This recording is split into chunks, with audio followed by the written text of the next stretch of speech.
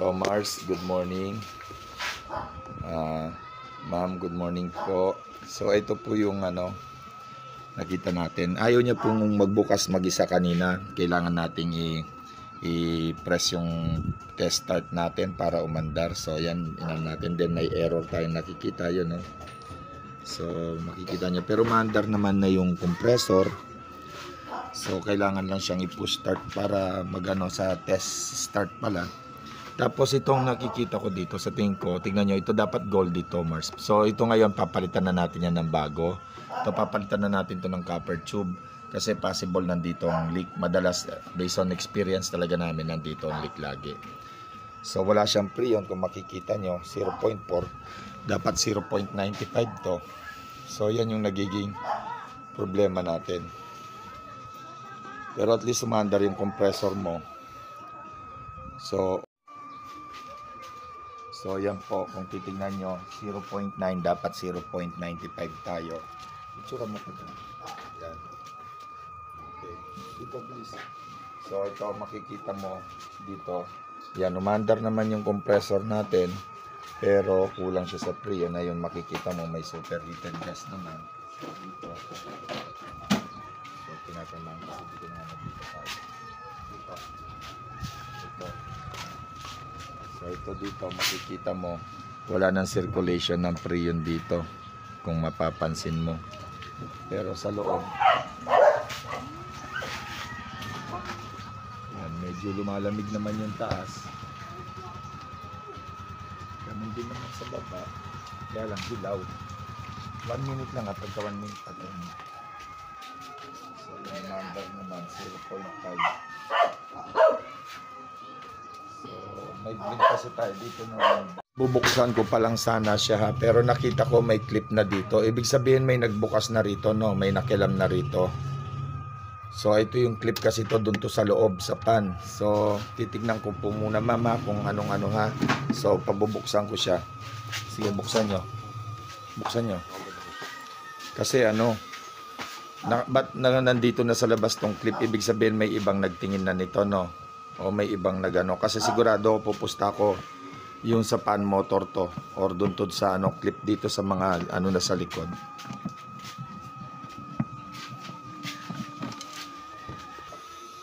So ayan, binubuksan na natin. Sige. So buksan mo, tanggalin mo dyan. Hindi, sa taas, pagka nagtatanggal ka niyan, una sa taas. Sige. Yan. Okay. So yun kung makikita mo, ma'am, ito wala na yung clip niya rito ha, yung sa pan motor nga to. So ito siya. So lalagay ko lang muna rito ha. So tignan muna natin yung niya, sitwasyon. Saksak nyo.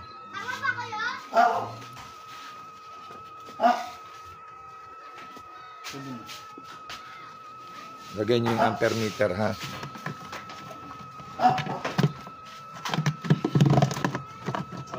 Oo, sige, saksak mo.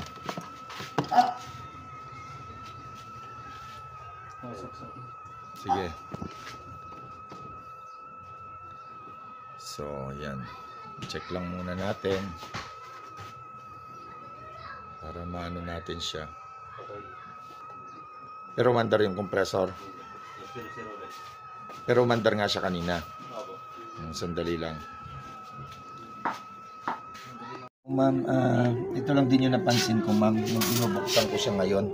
Kung nabili mo to ng bago, ibig sabihin, ni-repair na nila to doon. Nagkalik na to dito. Ito, naka-welding na siya. Ngayon lang namin nakita kasi ngayon lang namin binuksan. Dapat kasi ganito yan. Kung sealed pa.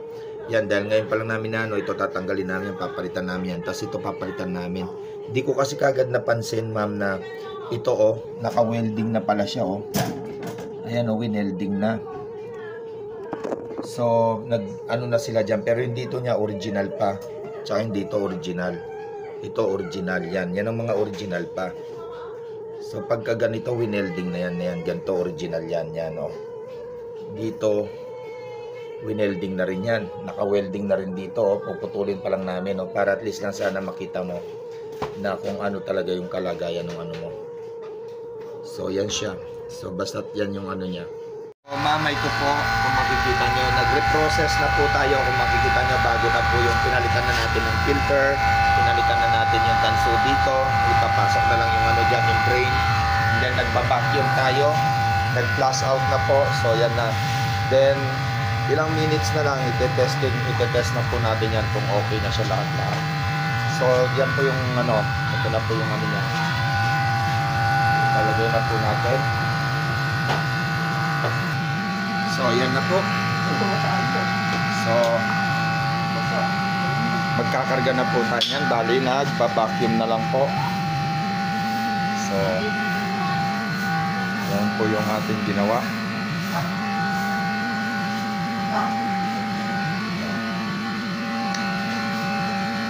So ito na po. So pagkatapos ng vacuum, mga 30 minutes, then magkakarga. Antayin lang po natin. Ayan Mars, sinaksak na namin siya. Umaandar naman yung pan pagka ano. Kaya lang, pero dapat yan kahit nakasara yung pintuan mo, aandar dapat yan. Kaso hindi siya umaandar.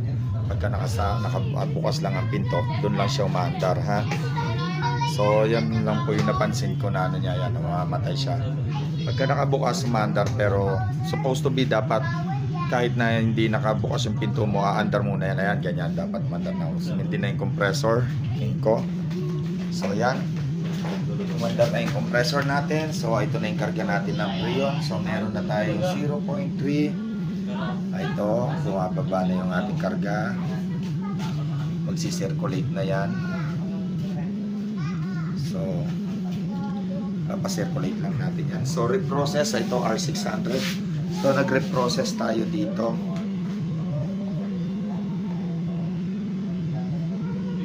Reprocess ang ginawa natin dito. So yan na yung karga natin. So dapat yan negative 2 or 0. Tama-tama lang yan. So yan.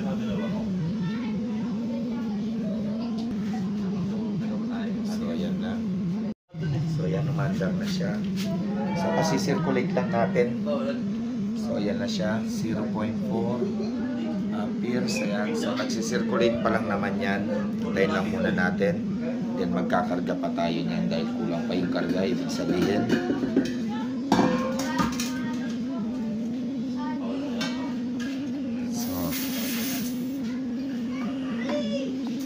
so papasirculate lang natin kung makikita nyo.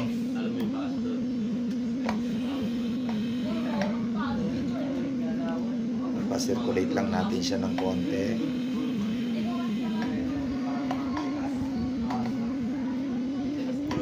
So yan. So ito yung karga natin. Santayin lang natin mag-circulate yan. So malamig kasi yung kanyang evaporator, pero yan nag-yellow naman na. So yan, nag-yellow naman. So ayan po ma'am, kung makikita mo, nag-yellow naman na siya. Yan, nag-yellow na po. So yun o, tuloy-tuloy na po yung yellow niya. Yun, hanggang sa baba, nag-yellow na. So okay naman na po yan. Papasara na po natin yan. Pagkano, papaayos na lang natin. So yan. So 0.6 na po yung ating karga. So R32. So yan. So ayan, meron na tayong karga. So ayos na po yung karga natin. Actually sobra pa nga yan. Dapat negative 2 lang tayo. So ayan na siya. Paano lang natin, busan yung ng konting tubig yun doon. Sa bagay, wag muna, pa-circulate lang muna natin.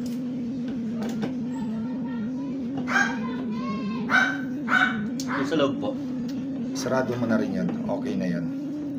So yan na. So bago isara. So yan, bago isara.